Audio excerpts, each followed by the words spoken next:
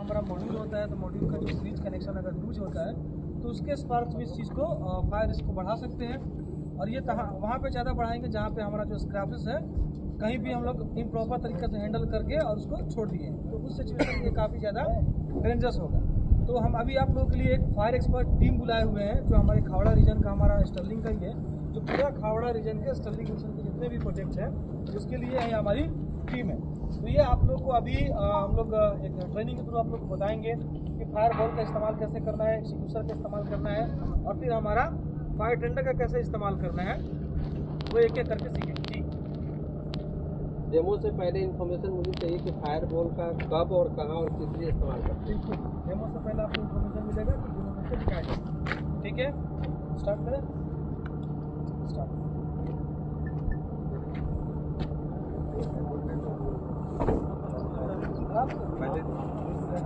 देखिए आग क्या होती है, आग 3 चीज़ों से मिलकर बनती है। हीट होता है, O2 होता है और बर्निंग मटेरियल होता है। तो सबसे पहले कि आग को बुझाने के जो तरीके होते हैं ना, वो हमें जाननी जरूरी है कि आग बुझती कैसे है। पहला स्टारवेशन होता है, जिसमें हम हीट को रिमूव करते हैं। तो हम हीट को रिमूव करेंगे, पानी मारेंगे, हीट रिमूव हो जाएगा। अभी दूसरा होता है स्मूथरिंग, O2 को रिमूव करने के लिए। अब जैसे अपने कहीं मॉड्यूल पे आग लगी हो, सबसे ज़्यादा तो अपने मॉड्यूल का काम है। तो मॉड्यूल पे आग लगी हो, अभी अधूरा नॉलेज हो वो दिक्कत करता है। मॉड्यूल पे आग लगी हो, हमने वहाँ DCP मिला, DCP मार दिया, पूरा मॉड्यूल खराब हो जाएगा। जब पानी मारेंगे तो कहीं को शॉर्ट सर्किट होगा, तो पानी मार दिया तो प्रॉब्लम हो जाएगी।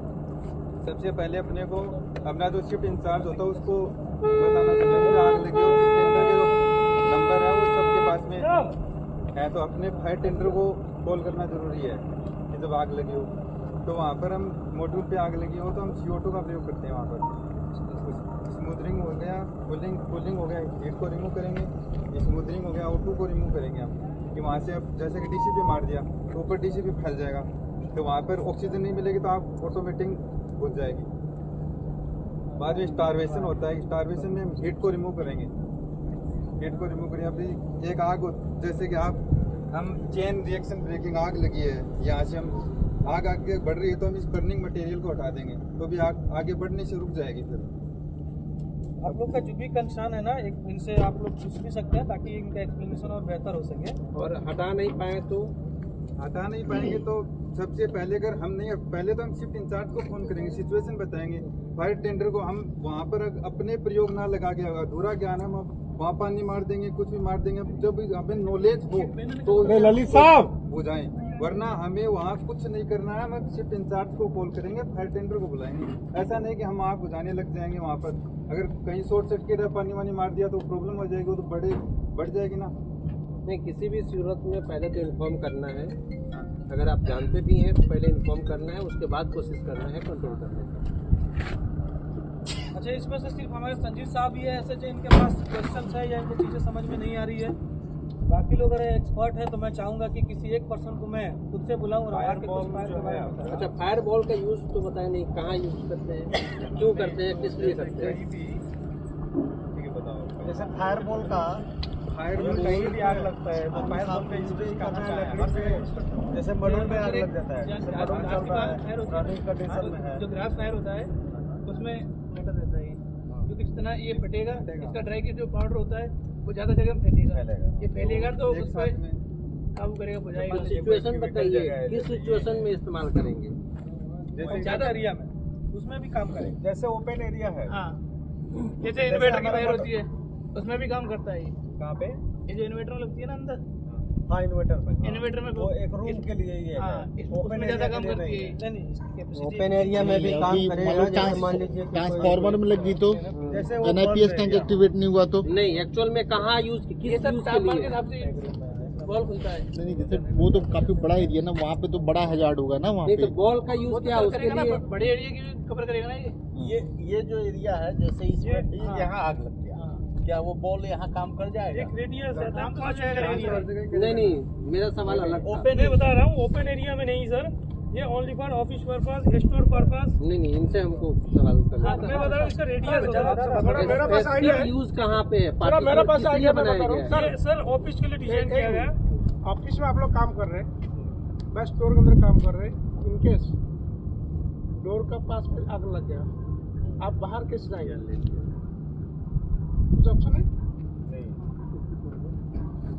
ऑप्शन है ना, आपको तो एक ही रास्ता है, कंट्री एग्जिस्ट इसमें, तो ये उसी टाइम में इसको यूज कर सकते हैं आप लोग। एस्केप करने के लिए अगर रास्ता में ब्लॉक है, वहाँ से हमें भागना है, झुलसे नहीं, वहाँ इस्तेमाल करना है, उस पर्पज के लिए बना है।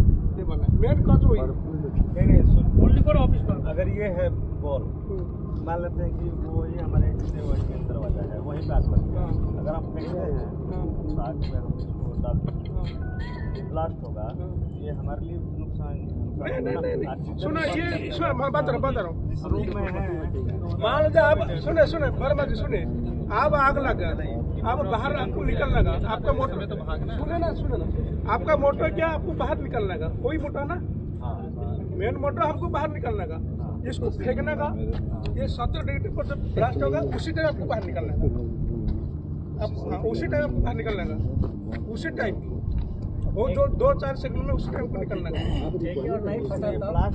ब्लास्ट होगा, ब्लास्ट आपको ऑक्सीजन नहीं बंद करेगा, इसके अंदर एक पाउडर है, वो पाउडर फैलेगा ना, जिसमें आग लगा है उसके ऊपर वो पाउडर जाएगा तो उसमें क्या होगा, ऑक्सीजन जाना बंद हो जाएगा। ये नहीं फेंकना होता है, डालना होता है। अरे उधर जहाँ पे आग लगता है ना उधर फेंक दीजिए। अरे इसमें पाउडर है, मान लीजिए इसको ऐसा करना होगा कि जब आग जलेगा ना तो सेंटर में ला के एकदम आराम से रखना। एक मिनट, कोई फायर एक्सटिंग्विशर नहीं है यहाँ, घास या झाड़ी जो भी आग लग गया कैसे बुझाएंगे, कोई बता सकता है? ना फायर एक्सटिंग्विशर है, ना फायर बॉल है, कुछ नहीं है। बालू से माटी मिट्टी से, बालू से, किसी चीज से ढक के करेंगे, कंट्रोल में नहीं आएगा। बस वही काम करें। बस क्या है कि ये रखा हुआ है। अच्छा, एक चीज हमको लगता है कि जब भी कोई ट्रेनिंग होता है तो हमारे संजीत साहब ही इंटरेस्टेड रहते हैं और नॉलेजेबल, बाकी किसी चलो उनके लिए ताली मार दीजिए।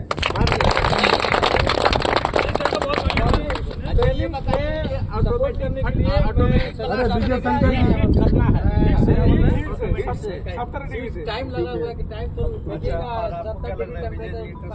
नहीं, वो जनरली नहीं फटेगा 70 डिग्री में, जब तक कि उसमें हीट फ्लेम नहीं आएगा वहाँ तब जल के फट जाएगा। ठीक है। इसमें से कौन बंदा ऐसा है जो कभी फायर की ट्रेनिंग अटेंड नहीं किया है, जिसने रिसेंटली ज्वाइन किया हुआ है? पाठक जी आप तो हाथ ना उठाइए महाराज। नहीं, जो इन्होंने है पुराने पर इन्होंने अटेंड नहीं किया है, इसलिए यहाँ पे है। इसके पहले किसी कंपनी में नहीं किया आप? एक साइड आ जाइए ना, पहले हम लोग किए। ठीक है, चलिए कुछ हम ये कर लेते हैं, उसके बाद हमारे फायर एक्सपर्ट टीम बताएगी। थोड़ा फैलिए सब। इसमें आ अरे जाइए। तो फैलिए बर्बाद होलिका दहन तो होने दीजिए। चलिए थोड़ा हम एक बार डिस्कस कर लेते हैं, उसके बाद आगे भी आते हैं। आप लोग भी थोड़ा फैल जाइए, सब लोग आगे आ जाए। देखिए आप लोग को एक छोटा सा इन्फॉर्मेशन भी देंगे आज। पहले हम लोग फायर की कैटेगरी जो है ना लगभग 4 से लेकर 6 तक पढ़ते थे, शायद जिसने भी फायर इंडस्ट्री पढ़ा होगा या पहले काम किया होगा।